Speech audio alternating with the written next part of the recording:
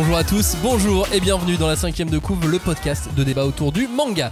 Cette semaine et la suivante, nous allons parler de Naruto. Pourquoi ? Parce que c'est son anniversaire en France, il y a 20 ans. Était publié le tome 1, c'était au mois de mars. Je me souviens, j'étais étudiant, j'étais stagiaire à Fun Radio, il faisait frais. Ça allait avec quelques averses dans la journée, surtout le matin. Mais sinon, on a eu un temps frais, un temps du mois de mars, quoi. Tu te souviens de la météo. température quoi. Non, j'ai vérifié sur internet parce qu'on peut vérifier quel temps il faisait. Ah, trop bien. Le 9 mars 2002 sur internet, on peut. Alors, moi je me souviens absolument pas du temps qu'il faisait, mais je me souviens du comportement que j'avais. C'est-à-dire, un manga sur les ninjas. Ah non, mon pote, non, je vais pas le lire. Ah ouais, t'étais comme ça. Moi j'avais mes dents de sagesse. Du coup, j'étais à l'hôpital. Et ça t'a fait mal ? J'étais en généraliste. Du coup, j'étais endormi. Il m'a dit compte jusqu'à 10 à l'envers. Je fais 10, 9 et t'arrives pas à 0. Son meilleur shoot était très jeune. Bref, quelques centaines d'exemplaires allaient se vendre dans les jours qui suivent. Naruto n'était pas ce qu'il est aujourd'hui, évidemment. D'ailleurs, pour les curieux, à l'occasion de ces 20 ans là, il y a plusieurs interviews de la boss des éditions Kana, Christelle Laurence, qui ont été récemment publiées sur plusieurs magazines, journaux, sites. Il y a une nouvelle édition d'Itokage, il y a des reportages et des podcasts un peu partout. C'est pour ça que nous, on voulait pas forcément faire comme tout le monde non plus. Donc nous n'allons pas parler du personnage de Naruto vraiment. On va parler des autres personnages. Place aux personnages secondaires, place aux mentors pour ces deux émissions. Celle-ci est la suivante. Et dernière précision sur ce préambule, on s'arrête à l'ellipse. Sur ces deux émissions, on voulait au moins faire une partie pour des auditeurs qui n'avaient pas complètement lu l'œuvre. Donc on s'arrête à l'ellipse. Car dans quelques mois, évidemment, on fera d'autres émissions sur Naruto générique. On ne pousse pas, s'il vous plaît. On ne pousse pas, c'est inutile. Le public n'est pas autorisé à assister aux épreuves éliminatoires. Moi, je crois que je pourrais être un très bon ninja. À quoi vous jouez? L'heure est grave, c'est pas le moment de faire les guignols. Mais on n'a rien d'autre à faire, on peut pas sortir. On va leur faire notre attaque secrète, l'attaque de la Tour Eiffel, ils vont rien comprendre. Et il faudra aussi parler des dessins animés, notamment des dessins animés japonais qui sont exécrables, quoi, qui sont terribles. Ah, les bâtards! Oh, this you crazy mother... Bonjour à tous, bonjour et re-bienvenue dans la 5ème de couve, l'émission de débat autour du manga, pour disséquer, pour dépecer, pour charcuter, pour aimer Naruto. Il y a Johnny, salut John. Salut. Il y a Cagnard, salut Cagnard. Salut Canet. Avant, je faisais salut Toby. Ouais, là c'est vrai galère. que je peux pas la faire. Non, c'est ta meilleure blague. Merci Johnny. Elle est tellement nulle. On a choisi de ne pas parler vraiment des personnages principaux dans cette émission, car il y a beaucoup à dire sur eux, mais aussi parce qu'on voulait d'abord faire des émissions sur la première partie du manga, et que par conséquent c'est difficile de parler du développement de Sasuke, de Sakura, de Naruto en s'arrêtant à l'ellipse. Par ailleurs, on a aussi enlevé plusieurs personnages dont on parlera dans la prochaine émission, qui était également donc consacré à Naruto et au rôle des mentors dans la première partie du manga. Donc pas de Kakashi, pas de Jiraiya, pas de Hiruka cette semaine, tout comme pas de Orochimaru, un mentor pour Kabuto, un sacré mentor. Et c'était dur pour nous. Hein. Tu m'étonnes. Comment on a divisé l'émission ? On a divisé l'émission en 3 parties. On va parler à la fin de ceux qui ne sont pas ninjas. Et puis ensuite, on a coupé les ninjas en 2 parties. Les ninjas de rang inférieur et les ninjas de rang supérieur. Donc il y a les étudiants à l'académie et les genin, et un shunin dans la première partie. Et puis ensuite, il y a les shunin et les jonin et les quelques nukenin aussi. Les nukenin, oui. C'est les déserteurs. Ah, c'est ça. Exactement. Donc on commence par la première partie, les ninjas de rang inférieur, par les genin de Konoha même plus précisément, et par Rock Lee. Rock Lee qui est presque un personnage principal tellement il est apprécié, mais on pouvait pas non plus le mettre dans les personnages principaux évidemment. Il est important parce que c'est un anti-Naruto qui lui ressemble beaucoup malgré tout. Et je dis anti parce que il a pas le chakra de Kyuubi. Lui, il a pas de talent né, Rock Lee, et il est pas d'une famille de ninjas. Il représente l'ascension sociale. Et c'est aussi pour ça, je trouve que j'ai l'impression en tout cas que les gens l'apprécient autant. C'est ce côté, je n'avais rien et je suis arrivé là. Oh oui, complètement. Je suis sûr qu'il y a vraiment une partie avec Rock Lee qui tient du fait qu'il est humain. Quelque part dans cet univers où tout le monde a des pouvoirs, lui, son pouvoir, c'est le physique, de s'être entraîné à un point où le physique a dépassé l'humain. C'est ça, parce que en fait, il est anti-Naruto, mais il ressemble à Naruto, parce que comme lui, il a dû faire face au regard des autres. Parce qu'au début, il était aussi nul que Naruto. Il n'avait pas de pouvoir. Après, Naruto, c'est pour d'autres raisons. Mais effectivement, il était aussi nul que lui. C'est la dramaturgie de Rock Lee qui fonctionne à la perfection dans ce cas-là. C'est que il a galéré. Il a vraiment galéré. C'est ça, il a redoublé retriplé, requadruplé d'efforts pour arriver à ce niveau, et il a jamais écrasé personne. C'est vraiment, tu sais, le personnage qui incarne presque le plus le jump. Rock Lee, c'est l'amitié, oui. Rock Lee, c'est l'effort, évidemment. C'est la victoire. Alors, victoire, pas toujours, mais victoire au moins contre ses blessures. Mais je trouve que c'est peut-être un des plus neketsu des personnages de tout Naruto, Rock Lee. Ah bah, moi, je suis complètement d'accord. C'est que, pour moi, il y a vraiment un truc genre...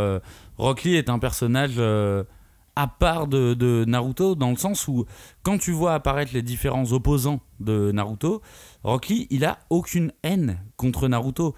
En fait, bizarrement, il se lie d'amitié très rapidement dans le récit. Même si Naruto, il est un peu plus sur la réserve parce qu'il se moque de lui à cause des gros sourcils et tout. Mais en fait, ils poursuivent à peu de choses près le même but. Et quelque part, dès le début du récit, j'ai senti qu'ils étaient comme des compagnons, mais qu'en même temps, ils faisaient pas partie de la même équipe. Et j'en veux pour exemple la morale que Rock Lee fait à Naruto en plein examen. Quand il veut aller défoncer Neji, il lui dit « Prends ton mal en patience. Toi comme moi, on veut prouver qu'une fin de série peut gagner. » Moi, ce terme de fin de série, c'est quelque chose qui m'a vraiment intéressé dans Naruto. Oui, fin de série en production. Fin de série, c'est-à-dire on a les génies qui sont d'un côté, tout le monde les connaît déjà, mais on veut faire parler ceux qui ne sont pas censés être capables de pouvoir faire ça. J'ai toujours adoré Rock Lee pour ça. Sachant qu'il a un an de plus que Naruto, il est à la base, il est dans la classe supérieure. Ça se ressent pas trop dans le manga. Ouais, il fait la même taille. Oui, il fait la même taille. Bon, Oui, en vrai, j'ai pas regardé, mais je pense qu'il fait la même taille. Non, mais après, il mélange tout le monde. Dans le sens, tu sais, je te dis ça dans le sens où c'est aussi normal qu'il fasse un petit peu pas la morale, mais qu'il encourage aussi Naruto, parce que c'est un peu un senpai, quoi. Ouais, voilà, il est un peu plus âgé que lui. Mais il est pas de son groupe. Non, techniquement, il est pas de son groupe, tu vois. Mais moi, c'est marrant parce que quand t'as dit il est humain, ça m'a fait penser un peu. En fait, Rock Lee, moi, ça a toujours été un modèle de vie pour moi, dans le sens où je suis allé jusqu'à porter des poids sur mes jambes, comme lui, quand j'étais gamin, quand je faisais l'athlétisme et que je voulais courir plus vite, je me suis dit ouais, mais attends, il s'est entraîné et il est super fort quand il enlève ses poids. Je vais faire pareil. Je vais aller à Decathlon, je vais prendre des poids de 2,5 kg que je vais mettre à mes pieds, que je vais garder pendant 2 mois avant la compétition. Je vais les enlever et on va voir si je veux courir plus vite. Alors, est-ce que ça a marché ? Ouais, qu'est-ce que ça a donné ? Ça marche pour une course. Ouais. Mais en vrai, ça marche plus après. Parce que, en fait, tu te sens super léger. Et en termes de départ, tu réagis plus vite que les autres parce que ton pied part tout seul. Mais parfois, il va trop vite et tu tombes. C'est pas ce qui m'est arrivé. Mais il y a un moment, j'ai trébuché. Voilà, le mec. Qu'est-ce qui s'est passé ? C'est un 60 mètres. Comment je peux partir si vite ? Mais c'est très bizarre parce que je dormais avec. Je les enlevais juste pour me doucher.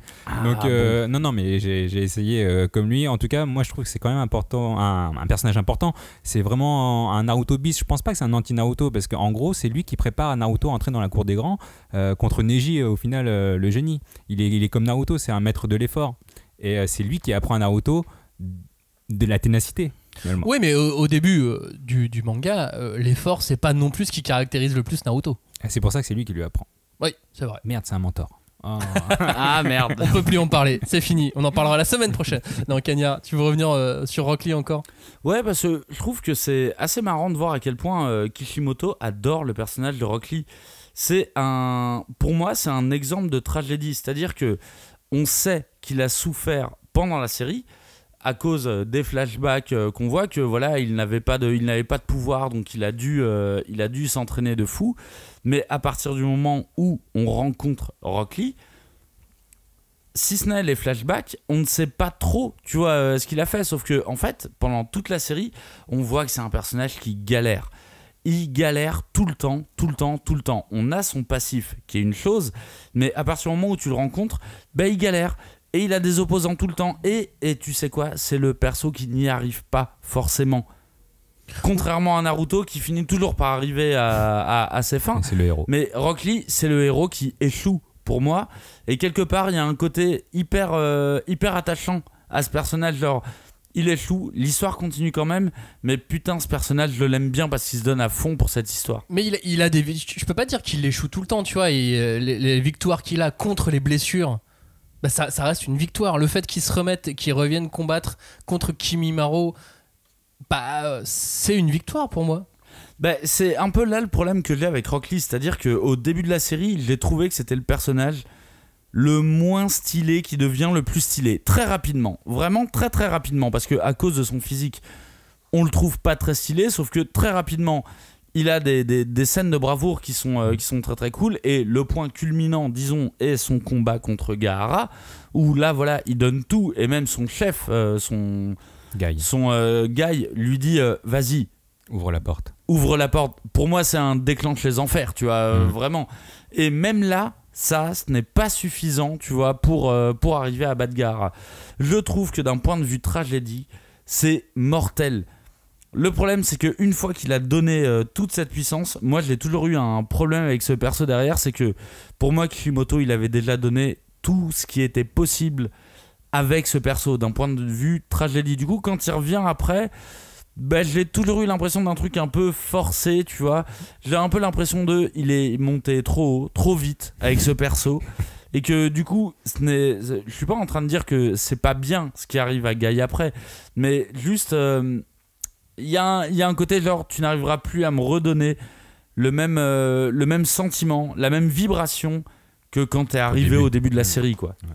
Alors c'est vrai qu'en plus quand il arrive, il bat Sasuke. Et il le met à l'amende direct. Il claque Sasuke dès le début quand il arrive, et déjà ça fait une victoire. Et non, mais malgré tout, c'est vrai que le combat contre Gaara, j'ai l'impression qu'on retient plus ce qu'a fait Rock Lee, et que dans les cœurs des lecteurs, Rock Lee a gagné. Bien sûr. Bien plus que Gaara. Bien sûr. Mais en même temps, Gaara, il aura son combat derrière, plus tard, tu vois. Plus tard. Et c'est hyper intelligent de la part de Kishimoto de faire en sorte de mettre un perdant, mais qui s'est tellement de arraché que ouais, forcément il emporte l'empathie, quoi. D'ailleurs c'est marrant parce que dans son retour contre Kimimaro, c'est Gaara qui vient l'aider à finir le combat. Mais voilà, c'est un clin d'œil assez sympa. D'ailleurs ils finissent un peu assis l'un à côté de l'autre pour le final du combat. Puis en soi, Rock Lee, c'est vraiment le perso qu'on n'attend pas. On ne l'attendait pas. Enfin, moi, je retourne à l'époque de ma première lecture. C'est-à-dire qu'un perso aussi ridicule, aussi simplement stigmatisé, c'est-à-dire il a à peu près la même technique de Bruce Lee, il s'appelle Rock Lee, ça a l'air d'être un peu un bouffon, tu vois, aussi. Je pense que c'est l'un des plus gros twists de se dire, il peut être fort, en fait. Même il peut carrément être fort. Une coupe de cheveux de Mireille Mathieu peut être fort. Il n'y a rien qui fonctionne avec lui au départ. Rien. Alors, évidemment, on va pas faire 10 minutes sur chacun des personnages. Et on pourrait sur Rock Lee.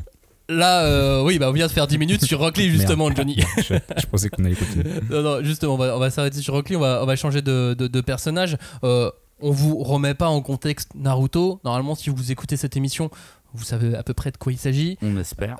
Normalement, vous savez qui est Rock Lee. Normalement, vous savez qui est Neji, qui est Hinata, qui est Shikamaru. Voilà, normalement on est bon. On n'a pas fait une émission ultra introductive sur Naruto. On part du principe que vous l'avez un minimum lu. Le prochain combattant, un autre Genin, c'est Neji, justement, le génie, Joe. Le génie qui finalement amorce l'ascension de Naruto. En gros, c'est grâce à la victoire de Naruto sur Neji qu'on sait que Naruto le bolos, il peut devenir Naruto le balèze. J'ai pas de truc qui rime avec bolos, le foros. Mais non, pour moi c'est vraiment Neji, il est assez important. C'est un peu le faire valoir parce que en gros c'est grâce à lui qu'on se rend compte que Naruto il peut dépasser le génie, c'est-à-dire que lui il avait pas de talent en vrai, Naruto, à part avoir Kyuubi en lui, et c'est à force de malaxer son chakra, si j'ose dire, de ténacité, grâce à Rock Lee qui était aussi avant, qu'il a pu battre Neji. Et Neji, il sert un peu à ça. Il propulse Naruto dans la cour des grands. Moi, je le vois comme ça. C'est pour ça que pour toi, il est marquant. Ah oui, clairement. Cagnard.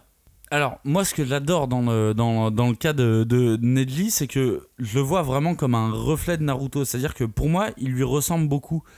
Dans le sens où, même dans son clan, c'est un laissé pour compte. Et du coup, il a envie de prouver. Il a besoin de prouver, et c'est viscéral chez lui, de montrer que sa branche est supérieure aux autres. Et de ce point de vue-là, je trouve qu'il a beaucoup envié à Sasuke, qui lui aussi, tu vois, il a ce côté lignée maudite, qui veut prouver à sa famille qu'en exerçant une domination totale, il prouvera que c'est lui le meilleur. Et j'aime bien le perso de Neji parce que c'est une espèce d'automate. C'est un robot, Neji. Il réagit A est égal B est égal C, je vais te défoncer. Et j'aime beaucoup pour moi, c'est quasi comme un cyborg. Sauf qu'il a un passif. Et dans ce sens-là, je trouve que Neji est un peu un mix de Sasuke et de Naruto. Ok, c'était ma question parce que j'étais pas sûr d'avoir compris. Pour toi, il a pris une grande partie de Naruto, une grande partie de Sasuke, qu'il a remalaxé façon Neji Hyuga. Bah, façon Neji. Et Neji, il n'y a pas besoin d'expliquer son caractère.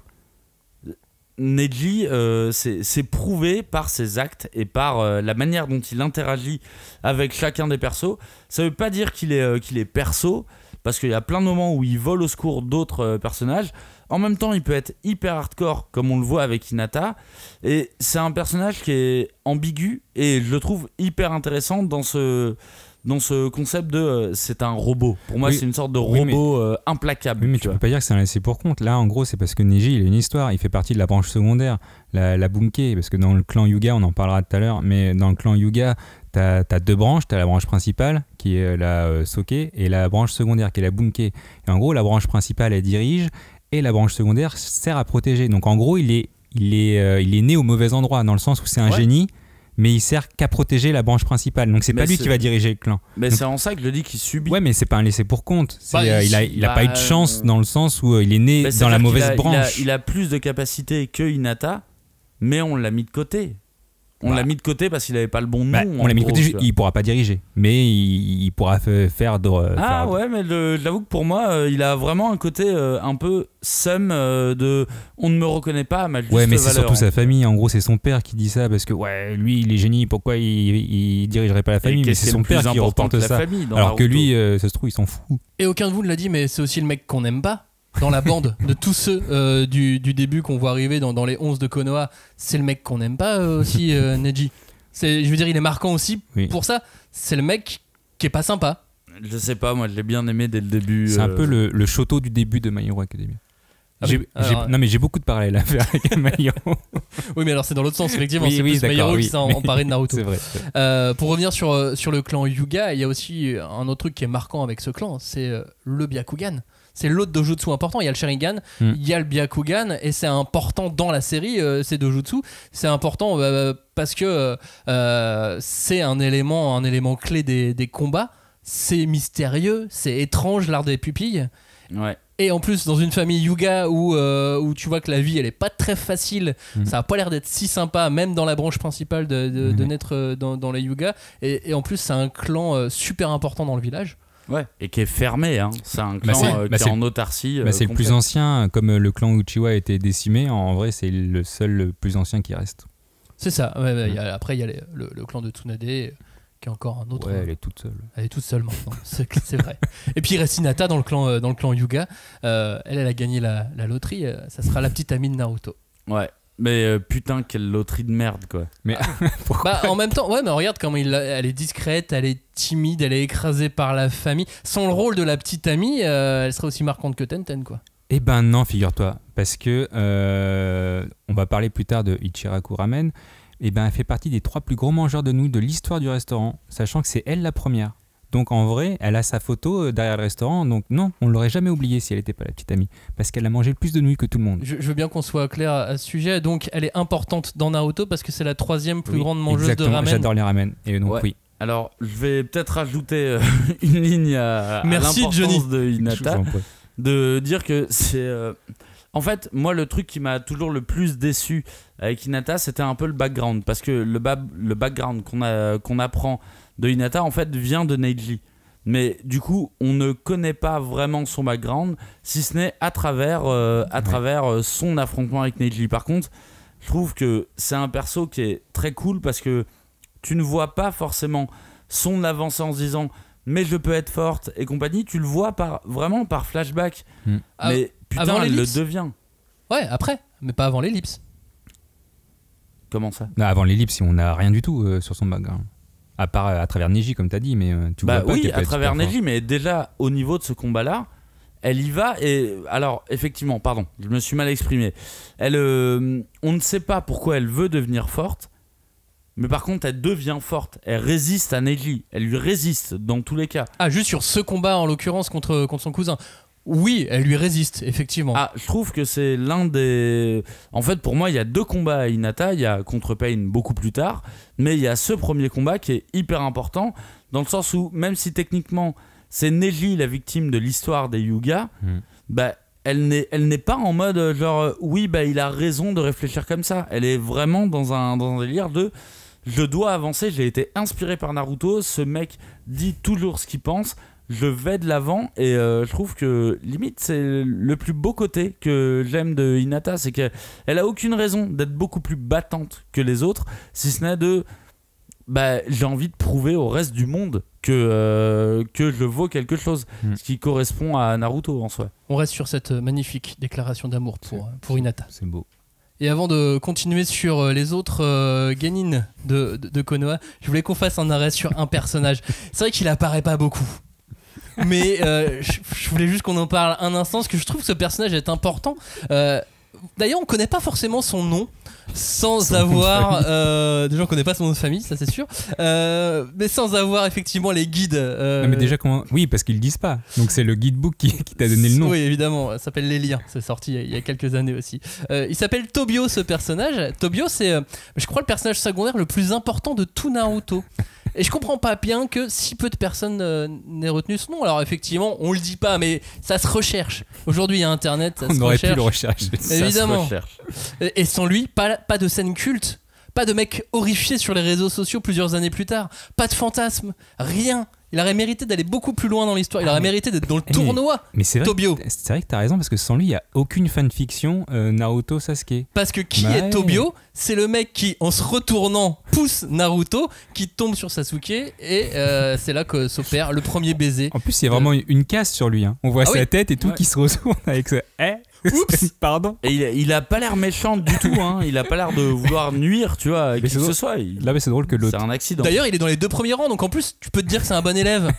Mais il a pas de lunettes, donc c'est vraiment, il a pas besoin. Mais tu dis l'auteur, il lui a quand même donné un nom. Genre lui, c'est Tobio. On va lui dire. Il a donné des noms à tout le monde. Putain, c'est fou. Il y a même des personnages qu'on voit dans l'invasion de Konoha, des mecs de Suna.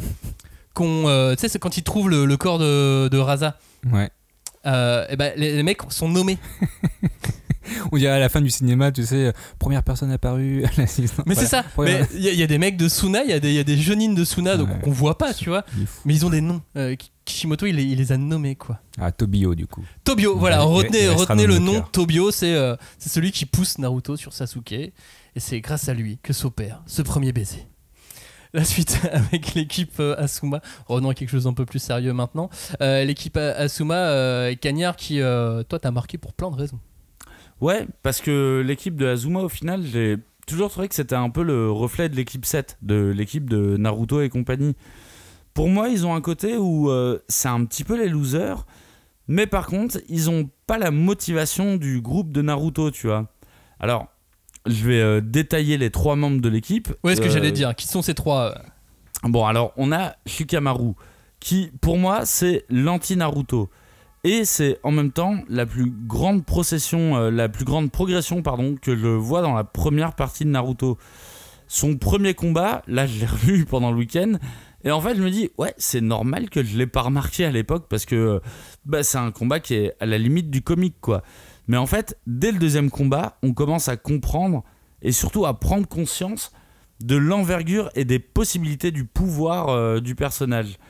Et au final, quand tu lis un petit peu plus tard, tu te rends compte que le fait de le mettre comme chef d'escouade, d'ailleurs c'est le seul qui passe comme ninja Chunin, et qui part récupérer Sasuke, ça nous rappelle le fait que être le plus fort dans ce manga, c'est pas tout. Au contraire, le chef, celui qui passera au niveau de ninja supérieur, c'est celui qui aura le plus de discernement. Et c'est ce qu'ils expliquent, pendant l'examen, à plusieurs reprises, ils le disent. Ils disent qu'il n'y a pas forcément besoin d'être le gagnant du tournoi. Non. Mais c'est surtout lui, c'est pas ses pouvoirs qui priment, c'est le fait qu'il ait un QI de 200 et que il est super intelligent. Toi. C'est la manière dont il utilise le pouvoir qu'il a, qui est pas forcément phénoménal. Et pour te rejoindre, un truc que je vois dans My Hero Academia, tu peux avoir un pouvoir assez faiblard, et pour moi, le pouvoir de Shikamaru au début est assez faiblard, mais mine de rien, quand t'avances, tu dis ah ok, non, quand même.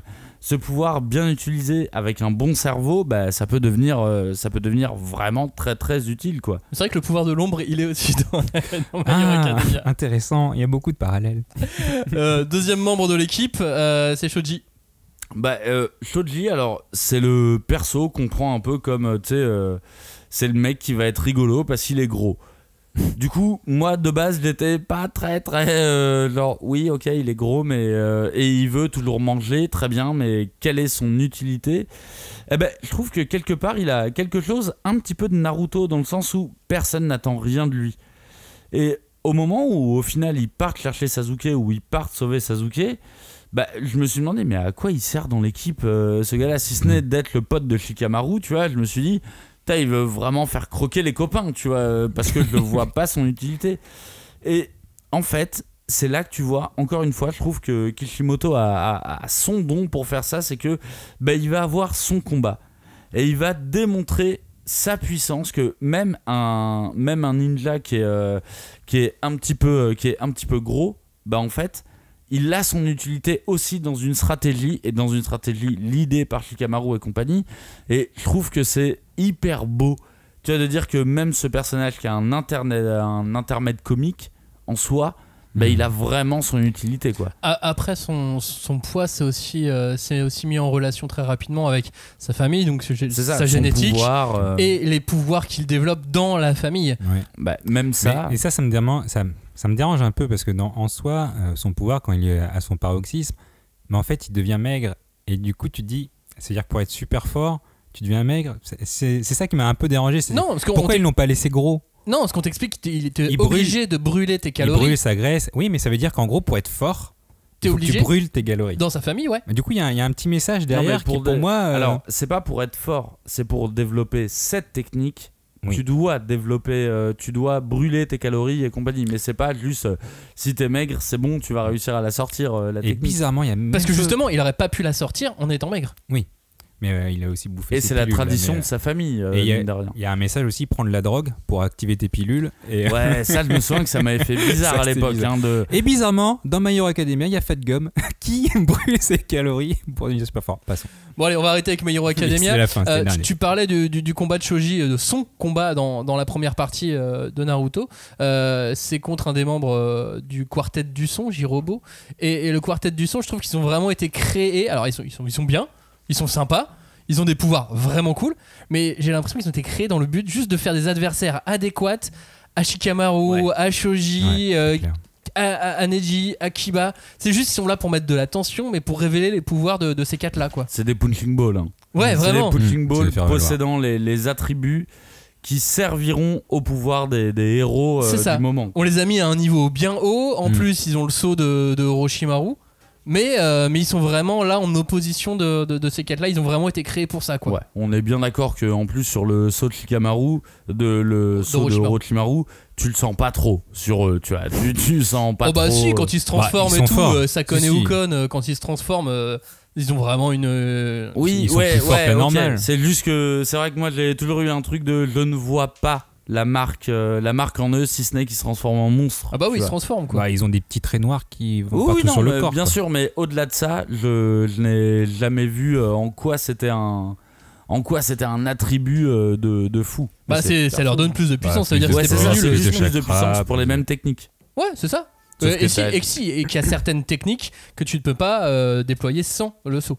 Et c'est en ça que le récit fonctionne à la perfection, c'est-à-dire que tous les soldats de Orochimaru développent leur puissance de ouf. Ce qui leur manque, c'est l'intelligence de Shikamaru. Ouais. C'est-à-dire mettre les bons pions aux bons endroits, tu vois, les persos contre les bons persos.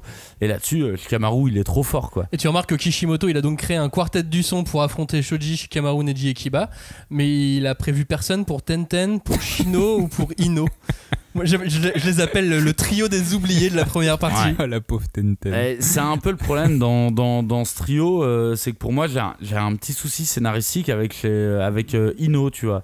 Parce que pour moi, elle existe juste dans l'idée de prouver la progression de Sakura. Oui. Alors, pour expliquer, c'est que pour moi, dans l'idée, Sakura, elle peut pas se mesurer à Naruto ou à Sasuke en termes de puissance, tu vois.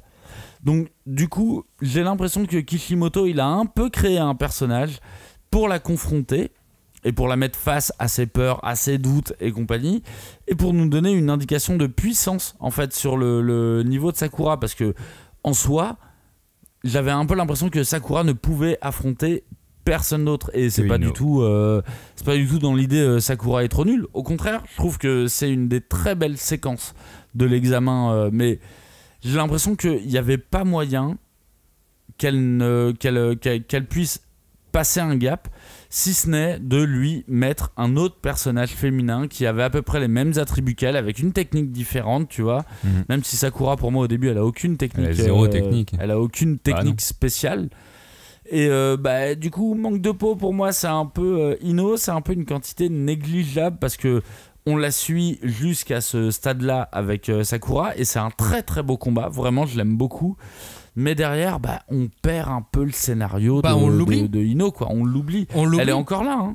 Mais je te dis, comme Tenten, comme Kiba, comme Shino, il y en a d'autres comme ça. Mais en fait, il y a beaucoup de faire-valoir au final quand tu regardes. C'est des expédients scénaristiques dont on a besoin pour prouver la force des personnages principaux. Puis à un moment donné, je pense qu'il a créé les équipes, il a créé les combattants, et il a vu que certains allaient lui servir à rien, et il s'en est pas servi. Je pense que c'est aussi ça, hein. Au fur et à mesure de l'écriture de son scénario, il fait tant pis. Kiba, il va peut-être tirer un peu plus son épingle du jeu, parce qu'il a un peu un combat, mais contre Sakon et Ukon.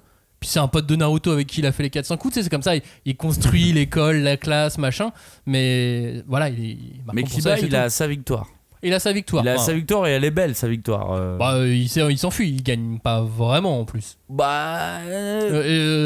petit chachin, il a failli claquer. Il a failli claquer. Disons que je le garde un peu comme Gaara Rock Lee, tu vois.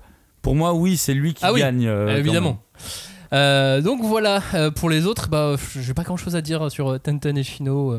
Qu'est-ce que tu veux dire d'autre? Tenten, elle balance des kunai, super. Shino, il balance des insectes, super. Voilà. C'est pas très propre, monsieur. Shino, ce qui est peut-être le plus triste, c'est qu'il est hyper stylé. Le seul combat qu'il fait, il est quand même très très stylé. Et tu te dis, ouais, effectivement, ça peut développer sur plein d'autres trucs et tout. Et en vrai, ça fonctionne pas plus que ça, mais effectivement, il a écrit un bon personnage, mais ça n'allait pas plus que ça dans son histoire, dans cette partie-là en tout cas, quoi.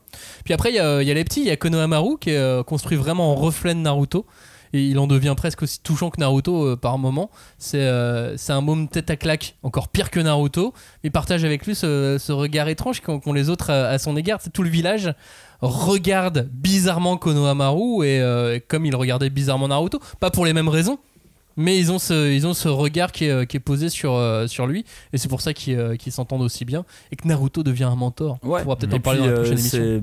Limite le côté le plus cool, c'est que Konohamaru, tout le monde a beaucoup d'attentes envers ce personnage, et il décide de prendre le dernier de la classe comme modèle. Du coup, il y a un côté vraiment très cool. Enfin, nous, en tant que lecteurs, on sait que t'as bien raison de prendre Naruto comme exemple, mais c'est vrai que pour les gens du village, c'est un petit peu bizarre, quoi. Pourquoi s'enticher du pire élève de la classe, quoi. C'est aussi pour se rebeller qu'il fait ça. Bien sûr. Mais pas que. Les deux sont connus. L'autre, il est petit-fils du troisième, et Naruto, il est à Kyuubi. Et Naruto est le premier à lui mettre une droite. Alors que Konohamaru dit non, mais personne me touche. Naruto lui en met une. Bon, puis en plus avec Moegi et Udon, ils forment une petite équipe mignonne, et ça fait des cases de respiration dans le manga. Je pense qu'ils sont aussi marquants pour ces petites touches d'humour. C'est pour ça qu'ils sont importants. Et puis ça donne un référentiel, parce que tu sais, dans Naruto, t'as tous les âges qui sont représentés, et on a des noms à mettre sur des enfants. Ouais. On a les enfants, on a les ados, on a les un peu plus grands, et on a les adultes, et on a même les vieux. Et en même temps, ça permet de dédramatiser un petit peu le truc, c'est-à-dire, oui, il y a des enfants qui jouent au ninja. Ouais. Et c'est pas uniquement de l'entraînement militaire et compagnie. Il y a des gosses qui jouent au ninja, mais par contre, ils sont très très chauds pour jouer au ninja. Ouais, parce qu'ils sont quand même à l'académie, ils sont étudiants. Oui, leur but, c'est vraiment de devenir ninja, même s'ils jouent effectivement à cet âge-là. Leur but, c'est de le devenir. Et puis, dans les inutiles, il y a aussi les autres trios du tournoi, ceux dont on se souvient pas. Tu sais, t'as le trio de Otto, avec Dosu, celui qui se fait tuer par Gaara. Ouais. Et t'as ceux qui passent même pas l'épreuve de la forêt. J'ai l'impression d'être à une séance des Oscars, on dirait. Ils nous ont quittés. Les Rotten Potatoes. Ceux qui ne passent pas à l'épreuve de la forêt. On pense à vous. Merci, petit ange, je partais trop vite. Et puis dans la forêt, c'est là qu'il se révèle également. C'est la fratrie du sable. Et en même temps, qu'est-ce qu'ils sont cruels. Ah ouais, et puis Mine de rien, ils sont très parce très qu'ils cruels. ont déjà une mission à ce moment-là. ouais, ils Bien ont déjà sûr. une mission, mais ils arrivent comme des antagonistes. Ouais. Clairement, dans la première partie, jusqu'à un certain moment, ils font partie des méchants de l'histoire. Et c'est Gaara, Temari et Kankuro. Ah oui, et c'est quelque part pour moi une espèce de prolongement de Zabuza de dire ce monde est dur. Et même si on est là en infiltration, on n'est pas là pour gagner la première place, on est là pour faire notre mission. On s'en fout de réussir l'examen, on est là pour aller au bout de la mission. Et donc, Gaara, pour toi, Cagnard, c'est un peu le reflet de Naruto. Encore une fois, on fait beaucoup de reflets d'anti, on se réfère beaucoup à Naruto. Hein. Bah, c'était un petit peu l'idée, je crois. C'est-à-dire, on parle pas de Naruto dans cette émission, mais de savoir à quel point Naruto peut se refléter auprès des autres personnages. Et effectivement, pour moi, Gaara, c'est le reflet parfait de Naruto. C'est-à-dire que pour moi, c'est exactement le miroir du destin tragique des Bidlou, quoi. On a un démon de chaque côté, sauf que, avec ces deux démons, on a deux réalités qui sont complètement alternatives. Alors, dans la première réalité, on a un enfant qui vit dans un village aimant, Naruto, et c'est pas facile pour autant, hein, vu que le manga démarre avec alors c'est pas forcément un village aimant, c'est une personne qui l'a aimé et qui l'a aidé à avancer. Ou même le village en soi, il a l'air bien plus, positif que le village de Suna. Parce qu'il a prouvé, il a prouvé sa force. Mais au début, personne veut lui parler parce que tout le monde le déteste. Tout le monde sait que Kyuubi, il a ravagé le village, et à part Iruka, au début, personne ne veut lui parler et personne ne veut avoir affaire à lui. Oui, mais c'est ça tout le principe, c'est que mine de rien, ils sont pas en train d'essayer de le tuer.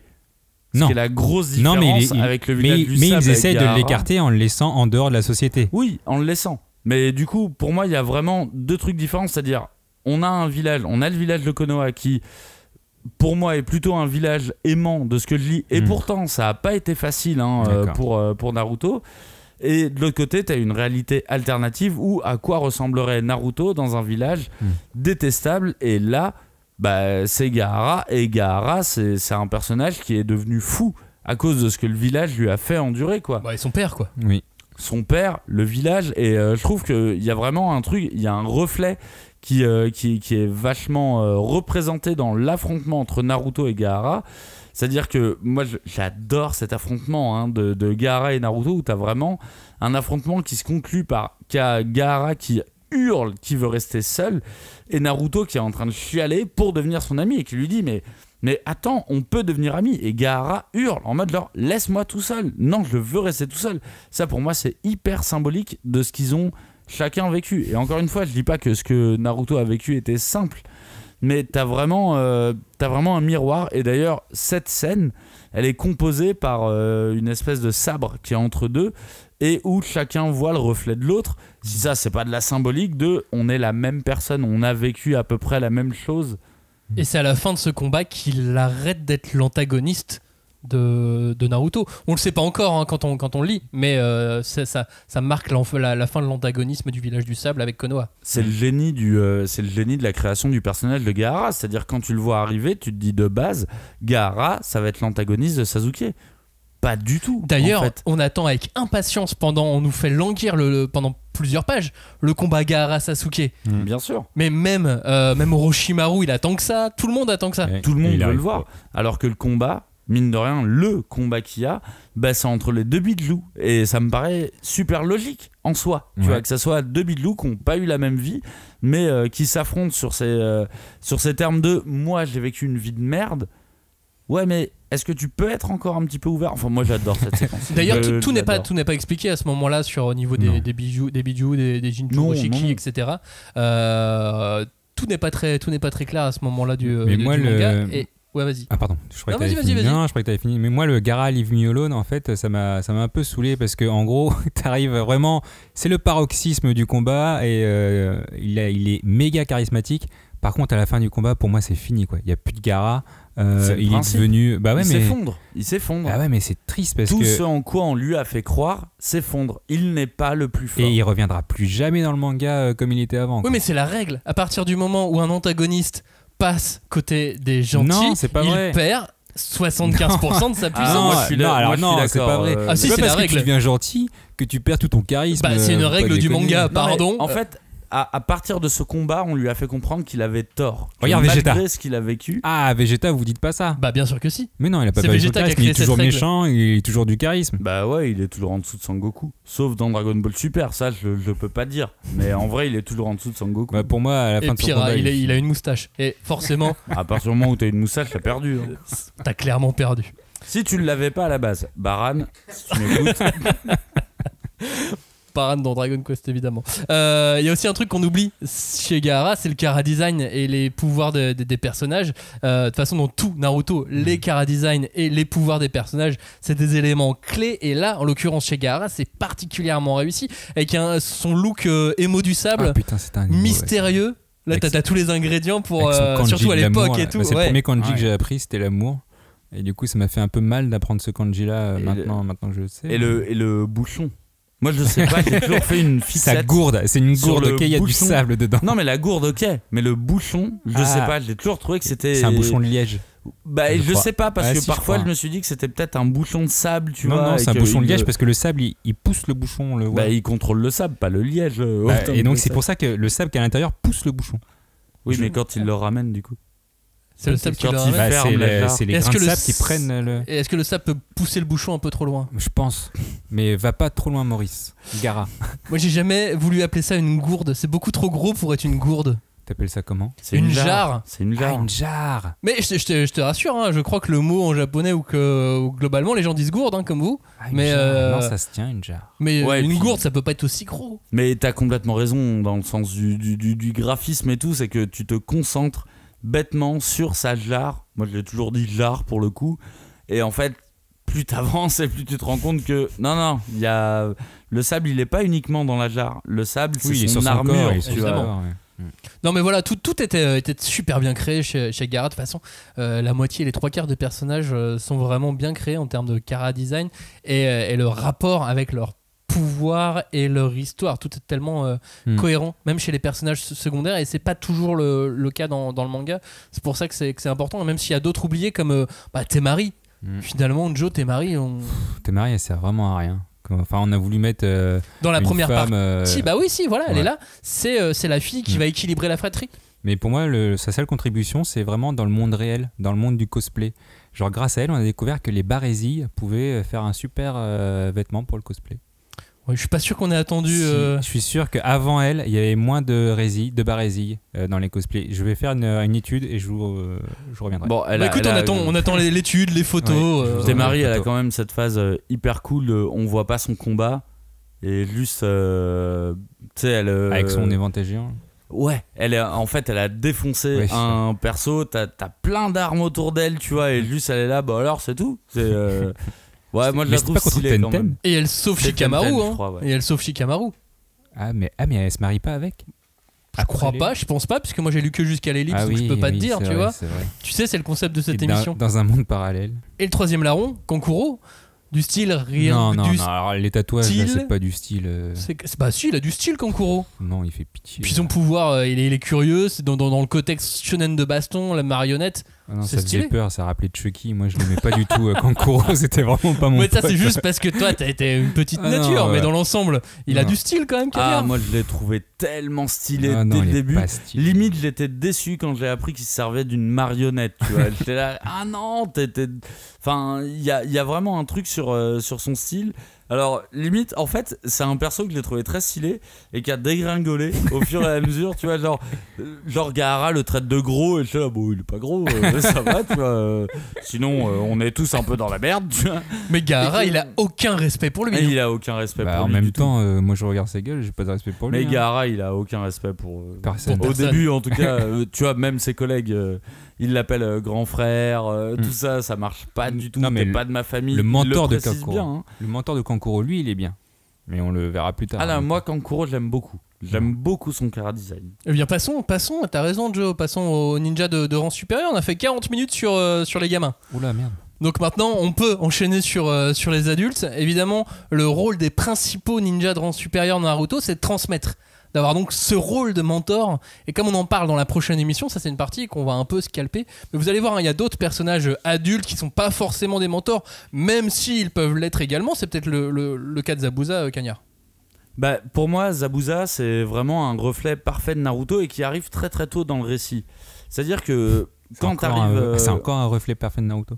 Bah, moi, c'est un petit peu mon idée. C'est-à-dire qu'il y a énormément de personnages de l'univers de Naruto qui en fait reflètent un point précis du personnage de Naruto. Et dans le cas de Zabuza, au début de Naruto, en fait, il est ce que Naruto désire le plus, c'est-à-dire devenir un ninja fort.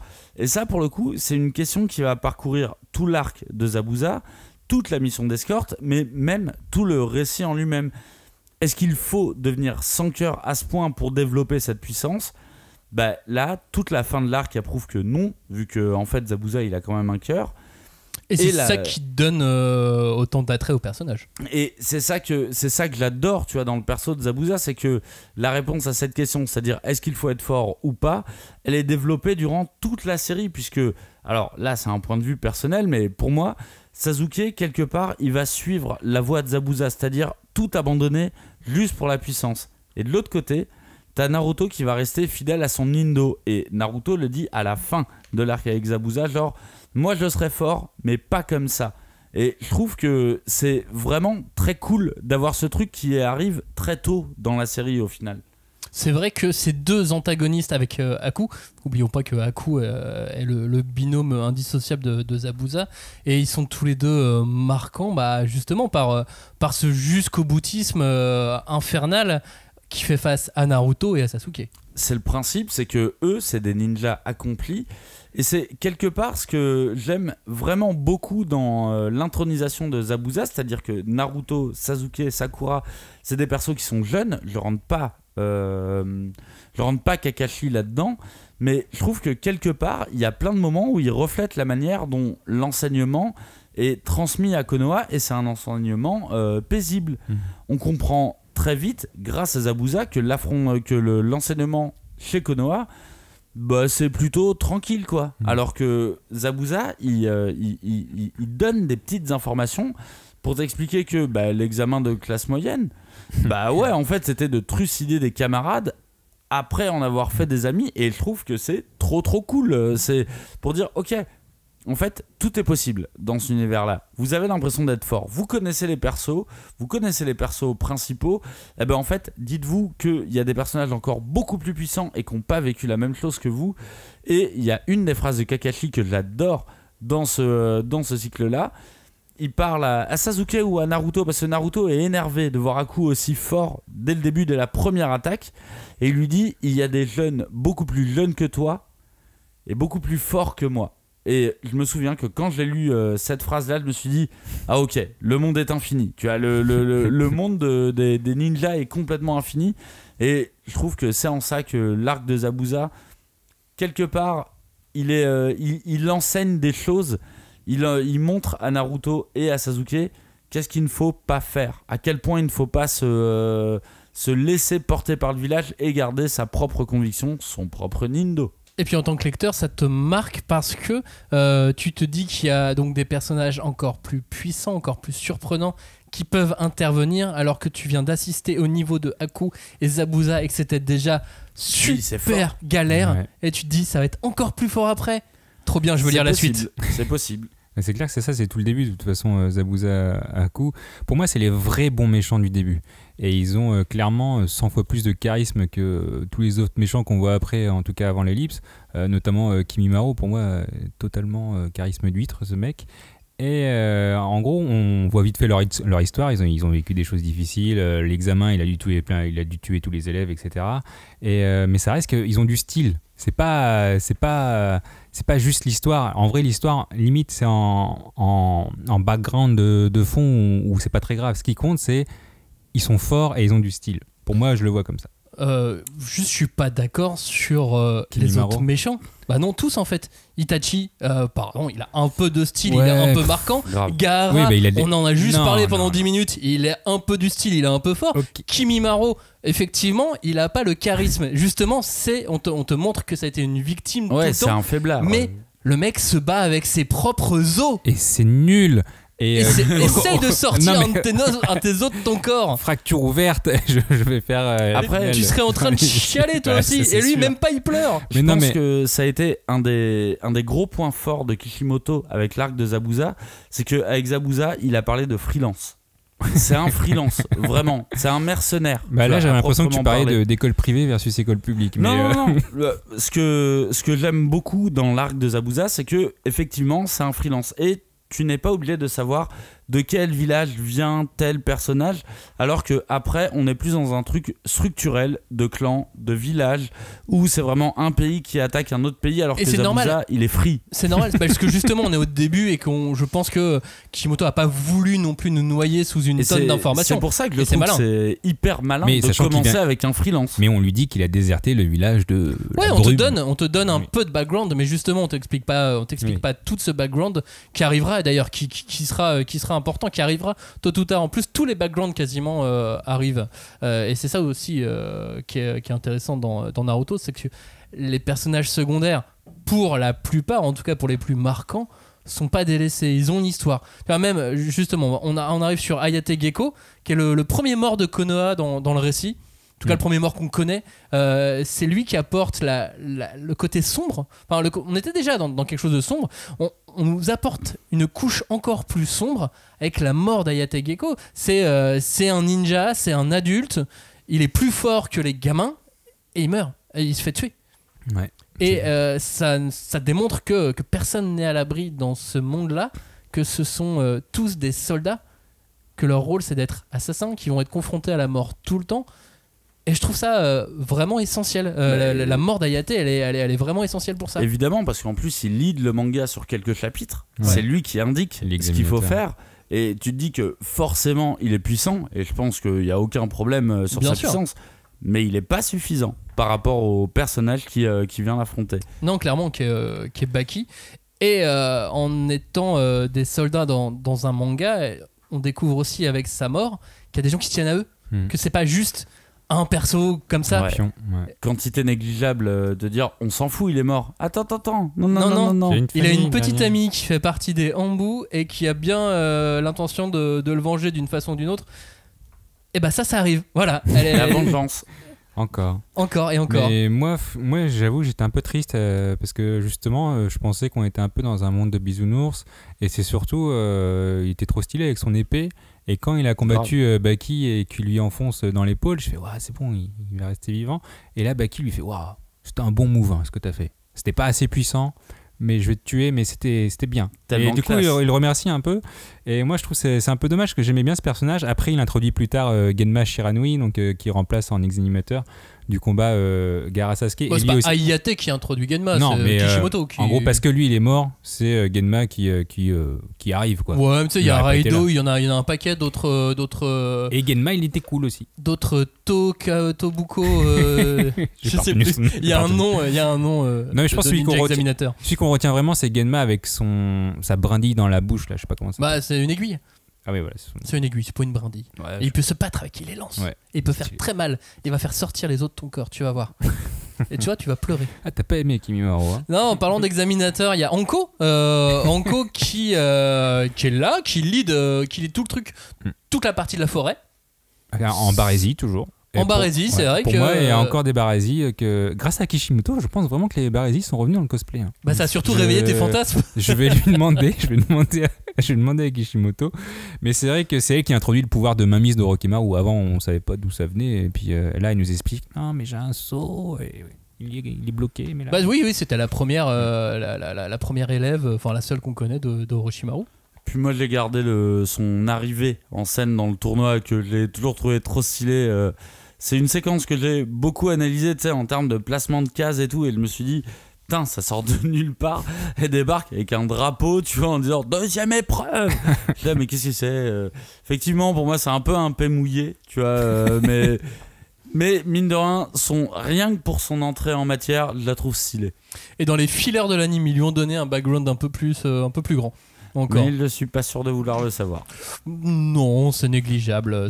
Mais après, pour les gens vraiment fans d'Anko, Oui, bien sûr. ils peuvent y aller. Pareil pour Hibiki Morino, dans les fillers de l'anime, ils lui ont donné un background supplémentaire. Moi, j'avais un gros coup de cœur à l'époque sur Hibiki Morino. Hibiki Morino, c'est le mec spécialisé en interrogatoire Mais qui ouais. s'occupe de la toute première partie écrite de l'examen. Mais trop bien. Trop bien. Il a une tête de ouf, et c'est là avec lui qu'on découvre que tous les ninjas sont pas des ultra combattants, parce qu'après dans l'invasion il sert à rien. Ah bah complètement. Lui il est là en termes de technique d'interrogatoire. Et c'est marrant parce que plus je réfléchis à ce passage-là, et plus pour moi ce personnage vient de Hunter x Hunter. Il vient directement de l'examen des Hunters, tu vois.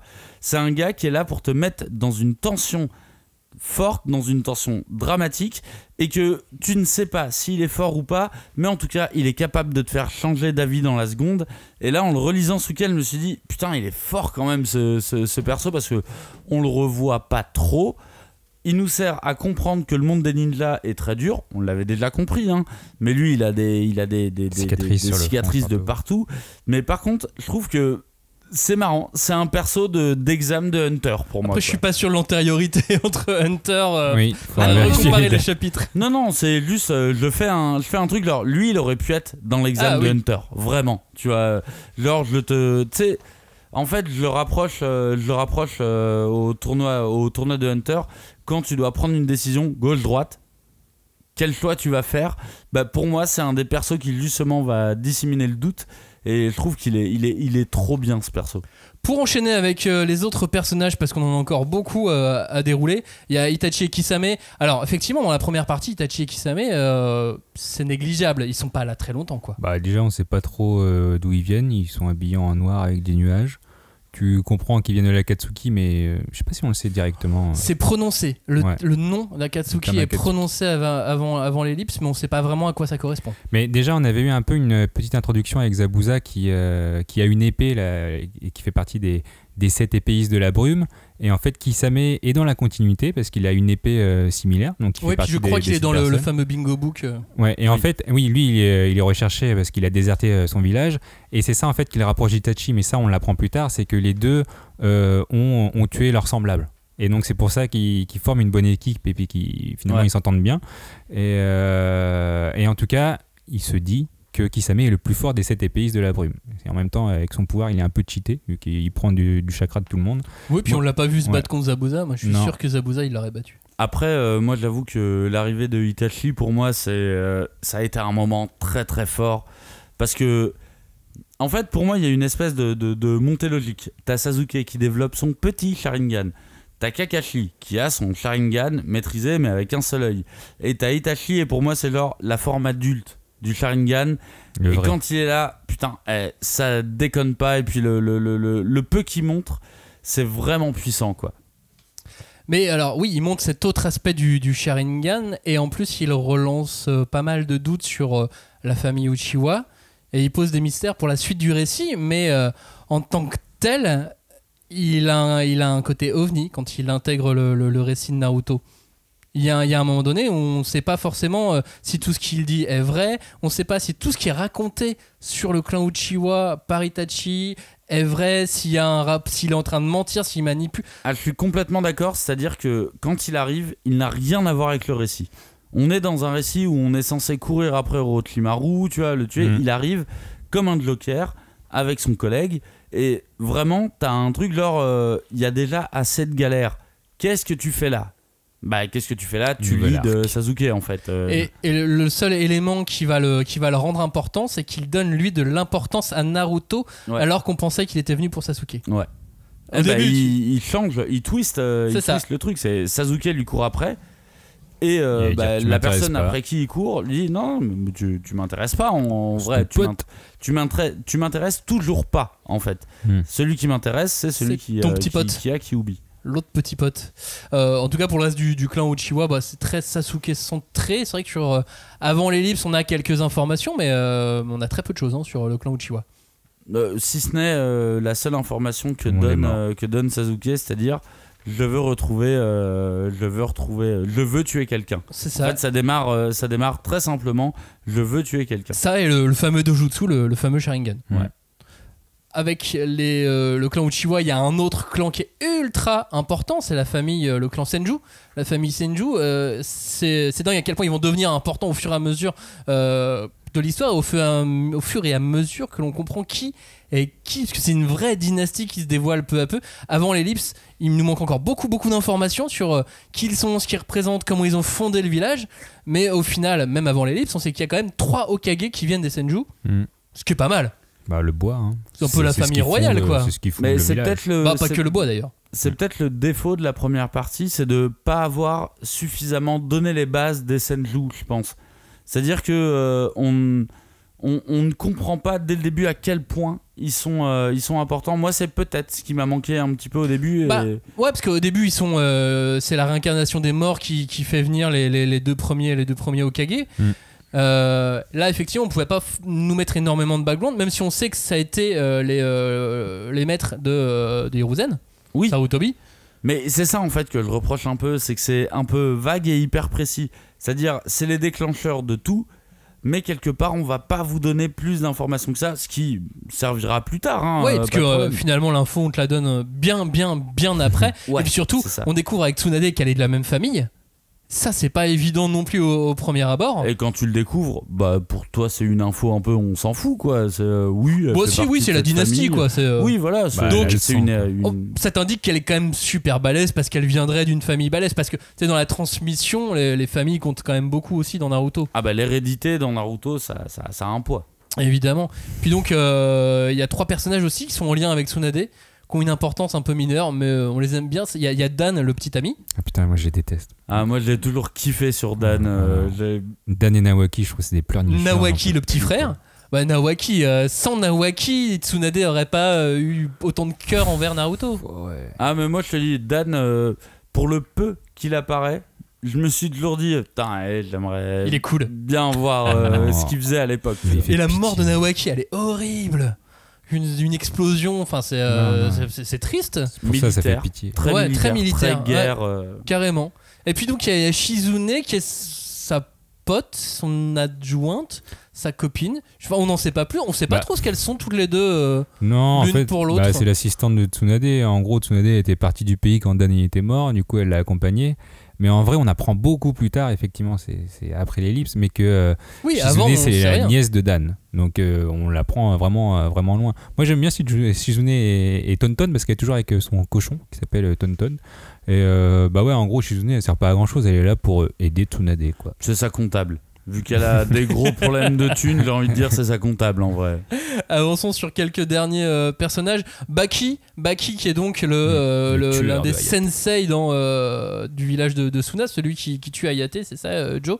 C'est un personnage qui m'a toujours impressionné parce que c'est vraiment le mec qui suit les ordres à la lettre, mais on sent qu'en même temps il a une affection particulière pour Gaara. Tu sais qu'il a un regard sur Gaara qui est vraiment particulier, entre il me fait peur mais je l'aime. Et en même temps, c'est un soldat par excellence, le vrai ninja assassin qui va suivre les ordres. Et on lui a dit sers-toi de Gaara, donc il se sert de Gaara. Et en même temps, je trouve qu'il est pas si insensible dès le début. Je trouve qu'il a une vraie évolution dans le sens où les premières fois qu'on le voit apparaître, il doit appliquer une stratégie militaire. Donc effectivement, comme tu dis, on le voit appliquer les ordres, juste, pas juste, qui comprend pas. Peu importe, c'est les ordres. On le voit comme ça et du coup je trouve ça beaucoup plus intéressant derrière où tu te dis que ok, moi je me suis toujours dit que c'était un peu le Kakashi, tu vois, de l'équipe de Gaara. Ouais, mais finalement qu'est-ce qu'il transmet ? Il transmet rien. On arrive trop tard. On arrive trop tard. Ouais. J'ose espérer qu'il a transmis des trucs avant, mais en vrai c'est pas possible. Il avait Gaara comme élève, tu vois. Qu'est-ce que tu veux lui apprendre à part s'il te plaît ne me tue pas.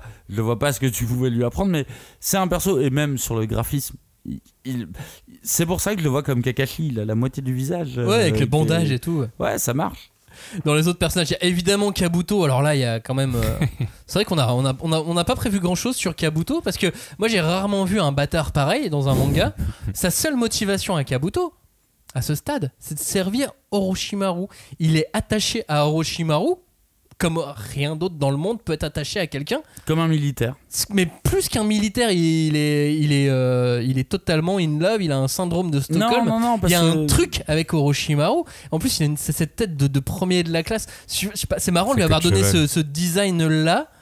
et d'avoir fait ce personnage aussi méchant. Il a pas de but avant l'ellipse. C'est là l'intelligence de Kishimoto, c'est-à-dire que Kabuto, tu le mets en personnage principal d'un shonen, ça passe. Ouais. Ça passe complètement.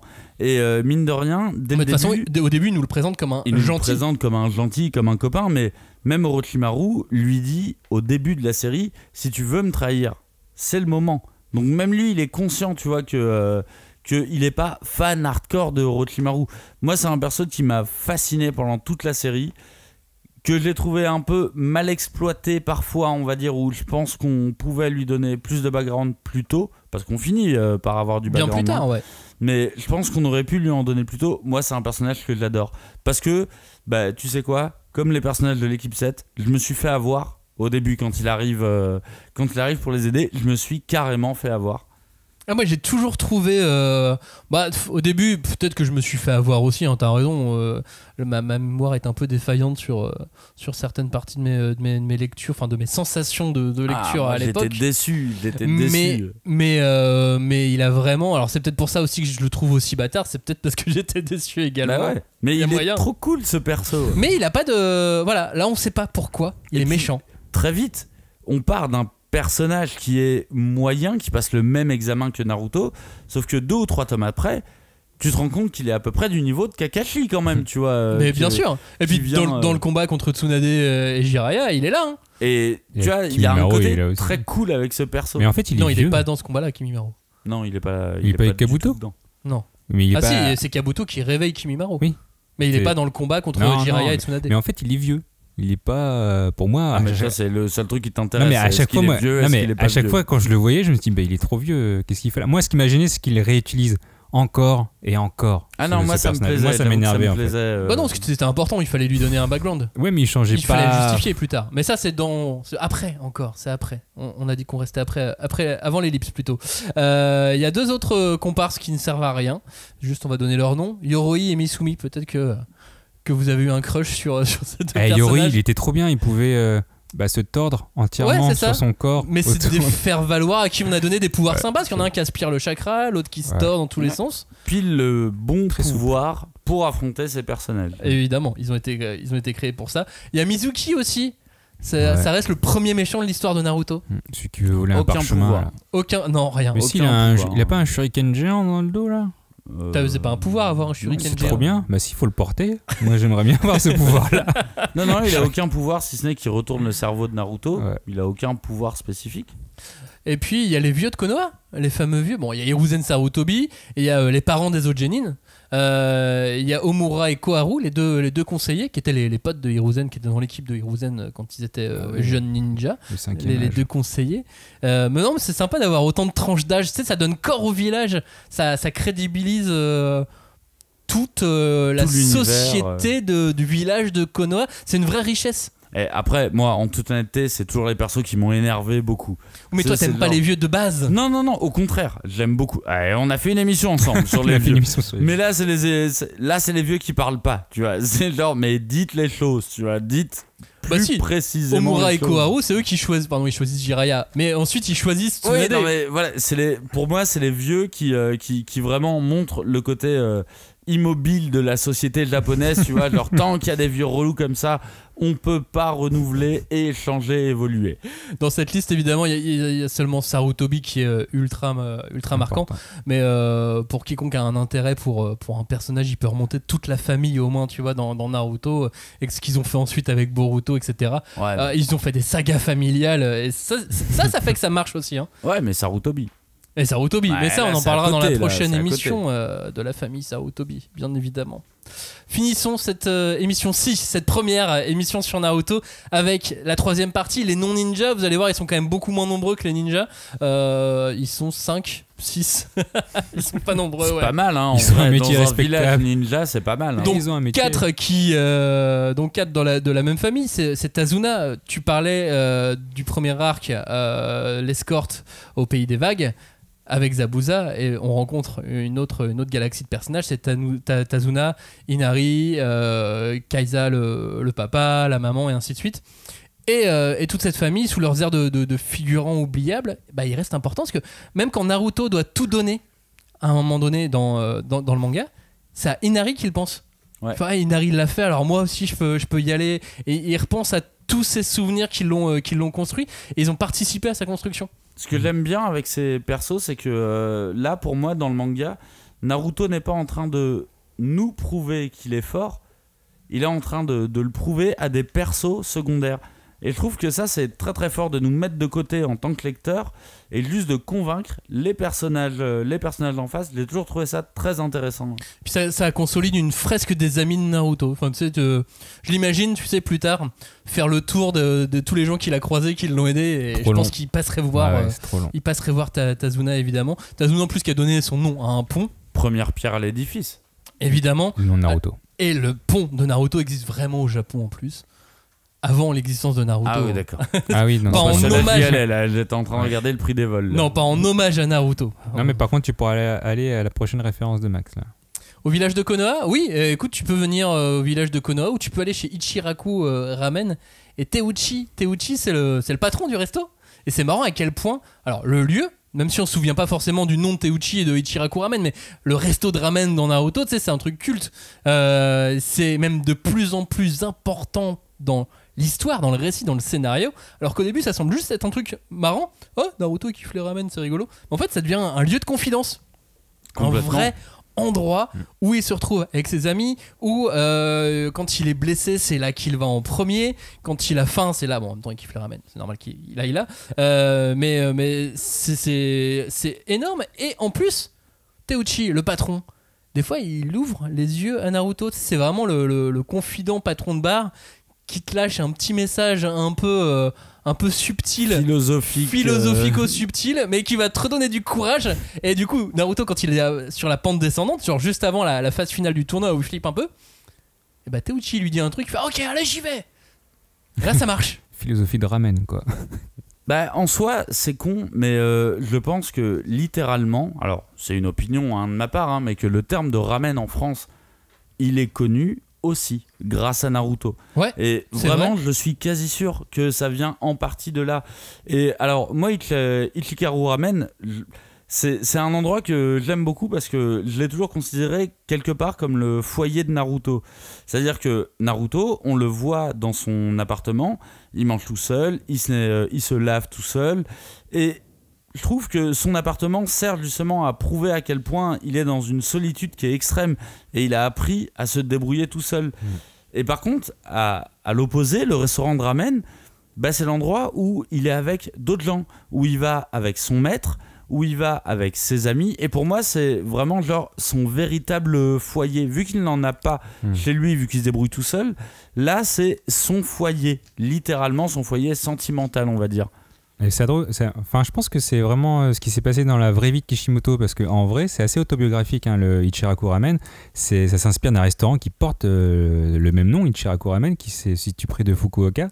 Et en gros, l'auteur de Masashi Kishimoto, il étudiait à l'université de Kyushu, et il allait souvent dans cet établissement de ramen. Et donc c'est peut-être pour ça qu'il l'a mis dans son manga. Ça lui rappelait aussi ce côté évasion. Et ça a l'air terriblement réaliste, c'est-à-dire que même les scènes où il est tout seul dans son appartement, qui bouffe ses ramen, qui se brosse les dents et tout, c'est montré comme un indicateur de sa solitude, mais en soi c'est pas montré comme un truc dramatique. C'est pas genre le pauvre il est tout seul, très bien, il vit tout seul, mais à côté de ça, tous les moments familiaux, on va dire, ils sont dans ce restaurant de ramen, quoi. Ouais, clairement. Et puis, de toute façon, plus que Ichiraku Ramen, Cagnard, t'as un personnage qui serait... t'as tous les villageois, en fait, qui sont des personnages aussi importants. Alors, certains ont des noms, certains ont pas du tout de nom, et heureusement, parce que ça fait beaucoup de noms à retenir, sinon. Mais c'est autant de personnages importants dans la vie, dans l'histoire de Naruto. Bah, c'est là que je trouve ça hyper intéressant, c'est-à-dire qu'on vient de donner le nom de plein de personnages du village de Konoha, mais j'avais envie de parler comme personnage secondaire du village de Konoha en tant que tel, en tant que quantité. Et alors, ça m'énerve parce que c'est une phrase un petit peu passe-partout, tu vois, de dire que le village de Konoha est un personnage de Naruto, mais en fait, je trouve que c'est un excellent indicateur de la progression de Naruto, parce que si on reprend le manga tout au début de la série, bah, en fait, c'est au village que Naruto veut prouver sa valeur. Parce qu'au début, ils ont peur de lui et ils considèrent surtout qu'il ne fait pas partie du village. Et toute la mécanique du Nindo de Naruto, c'est-à-dire je veux devenir Hokage à ma manière, elle démarre avec cette simple notion de tu ne fais pas partie du village. Donc en fait, s'il veut devenir Hokage, c'est parce que pour lui, c'est le meilleur moyen de prouver sa valeur et de forcer les habitants à le reconnaître. Et je trouve que c'est plutôt chouette de se dire que en fait, son premier ennemi, c'était les gens qui l'avaient rejeté dès le début.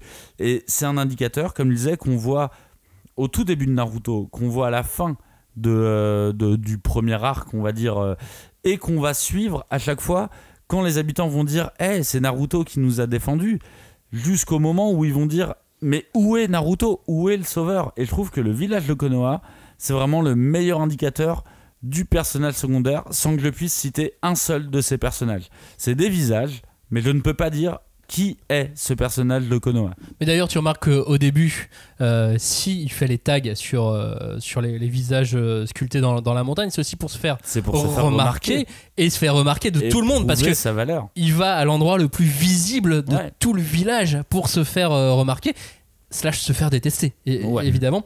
Et quand tu dis qu'il prononce ce truc de devenir Hokage pour les villageois, il le prononce pas n'importe où en plus. Il le prononce chez Ichiraku Ramen. Cette phrase. Il le prononce plein de fois. Oui, mais la première, c'est devant un bol de ramen. Bien sûr. Mais toutes les autres fois sont très très cool parce qu'il est très très bête de dire ce truc aussi. D'ailleurs, à ce moment-là, il avait certainement ses lunettes d'aviateur. Et Kishimoto, il a fait c'est trop la galère de les dessiner à chaque fois, je vais les enlever. Franchement, je le comprends. Hein. Parce que les lunettes étaient très très cool, mais hyper détaillées. Je le comprends. C'est pour ça qu'il les a remis sur un des petits de l'école. Finissons cette émission, puisqu'on va enchaîner sur une autre émission la semaine prochaine. Mais finissons sur Naruto et les personnages secondaires. Est-ce que vous avez envie de conclure, Johnny? Cagnard, tiens, Johnny, le temps que tu réfléchisses. Moi j'ai une conclusion, moi, direct. Et tu le feras après Cagnard. Ok. Laisse-moi parler. Vas-y. Moi j'ai un truc simple. J'ai bien aimé ce principe de parler de Naruto par ses personnages secondaires. Je trouvais qu'effectivement, il y avait plein de trucs qui avaient déjà été dit sur Naruto. Je trouvais que c'était assez original de parler des personnages secondaires. Et moi j'ai un truc très simple dans les récits pour reconnaître si c'est des personnages secondaires de qualité ou qui sont dignes d'intérêt. Je me pose toujours la question, est-ce qu'ils pourraient bénéficier d'un spin-off ? Est-ce que j'ai envie d'en apprendre plus par le biais d'un flashback ou d'un chapitre spécial ? Je trouve que Naruto, et il y a plein d'autres mangas comme ça, mais pas tant que ça, je trouve que dans Naruto, chacun des persos secondaires, je serais ravi de connaître son histoire par le biais d'un spin-off ou autre, et je trouve que ça c'est magnétique chez Naruto. Tout le monde a son perso préféré, tu ne peux pas lire Naruto et dire je déteste tout le monde, enfin j'ai l'impression. Johnny, pourquoi les personnages secondaires de Naruto sont-ils aussi marquants ? Moi ça m'a ouvert les yeux, je m'étais pas rendu compte que justement Tobio était aussi marquant, et effectivement, après ce qu'a dit Cagnard, j'aimerais bien un spin-off sur Tobio. Comment il en est venu arriver là? Mais en vrai, ça serait cool. Non, ça serait pas cool. Si, un chapitre spécial sur le fait qu'en fait c'était un complot, il avait tout prévu depuis le début. Mais même de savoir. Et en fait c'est Toby, parce que Tobio, c'était évidemment. lui, putain. Mais de savoir où est Tobio pendant la guerre des ninjas, j'adorerais le savoir. Je ne veux pas qu'on me le raconte, mais j'adorerais le savoir, tu vois. Non, mais c'est vrai qu'on se rend compte rapidement qu'il y a énormément de personnages secondaires et qu'à chaque fois il a mis une histoire, même rapide. L'auteur il a une imagination de ouf là-dessus, et c'est vrai que ça appelle à la relecture, encore une fois, de voir, analyser tout ça et découvrir que finalement ils servent tous, que ça soit useless ou pas, inutile, mais inutile en servant quelque chose. Oui, donc pas inutile au final, parce que le nombre de personnages qui ont été créés, le soin Kishimoto a apporté au chara-design, au caractère, aux biographies il s'est fait chier quand même à mettre des bios sur 90% des personnages, sur leurs actions. Tout est crédibilisé à un moment ou à un autre, tout est dans un canevas géant. Et effectivement, même certains personnages inutiles servent à compléter une équipe, ça va faire un adversaire, ils servent toujours à quelque chose dans servent le récit. Ouais, dans le récit, et ça aide même à développer le scénario plus facilement, parce que t'as toujours un personnage pour t'aider à écrire ce que tu veux. T'imagines l'auteur seul devant sa feuille en train d'écrire son scénario, il fait mais alors là il faudrait qu'il se passe ça. Ok, mais je pioche dans mon énorme liste de personnages et je prends lui, et c'est lui, Hayate Gecko, qui va mourir. Tu vois, maintenant, mais c'est bête, hein, mais je pense que Kishimoto il s'est facilité la vie avec ça. En même temps, il se l'est complexifié parce qu'il a dû tout créer. Parce qu'il a trop développé, je pense, quelque part. Je reprends le personnage de Ino dont je parlais. C'est un expédient narratif et pas un mauvais expédient narratif. Mais effectivement, dans le cas de ce personnage, par exemple, je pense qu'il s'est un peu compliqué dans le sens où il lui a donné trop de background par rapport à Sakura et que, du coup, au final, on est passé outre. Mais t'es là genre... Ouais, mais c'était là, effectivement. Il y en avait besoin. Et tu vois, je pense que toutes les séries ne seraient pas propices à l'existence d'une suite comme Boruto l'est pour Naruto. Et c'est grâce à tous ces personnages secondaires qui peut faire un Boruto qui marche autant. Mais complètement. Je pense en tout cas que c'est pour ça. Et puis quel travail, quoi, quelle créativité à chaque fois pour tous les personnages. C'est vrai que tu parlais de My Hero Academia. T'as beaucoup effectivement d'éléments de parallèles qu'on peut faire, Piece, que ce soit naturel ou pas, effectivement. Mais voilà, c'est pour ça que ces mangas sont aussi marquants. C'est parce qu'ils sont aussi très bien écrits, très bien dessinés. Moi, je suis trop content qu'on ait fait une émission sur Naruto parce que, mine de rien, ça faisait un moment qu'on attendait pour la faire. Je sais pas si on l'a bien fait, mais je suis trop content d'en avoir parlé en tout cas. En tout cas, ce qu'on a essayé de faire, c'est d'aller direct à l'essentiel, direct au personnage qui nous plaisait, Rock Lee. Évidemment, on a fait une grande partie sur Rock Lee, et voilà, effectivement, on s'est peut-être un peu moins explosé, fait des vannes que d'habitude, mais on voulait aussi aller très vite à l'essentiel. Raconter tout ce qu'on avait à raconter sur tous ces personnages secondaires. On en avait gros, hein. On en avait gros sur plein de personnages. Et surtout, on s'est beaucoup retenu pour rester concentré sur tout ce qui se passait avant l'ellipse, mais dans quelques mois, on fera d'autres émissions sur Naruto, et là, on pourra être un petit peu plus global. Ouais, il a fallu aller vite et laisser de la place pour les suivants, pour la prochaine émission, et ça, c'était pas facile. Mais en tout cas, je suis vraiment content qu'on ait fait cette émission sur Naruto. Bon, j'espère que ça vous a plu, puis on vous dit à la semaine prochaine du coup, cette fois pour parler des mentors dans Naruto. Ciao, salut. Sayonara.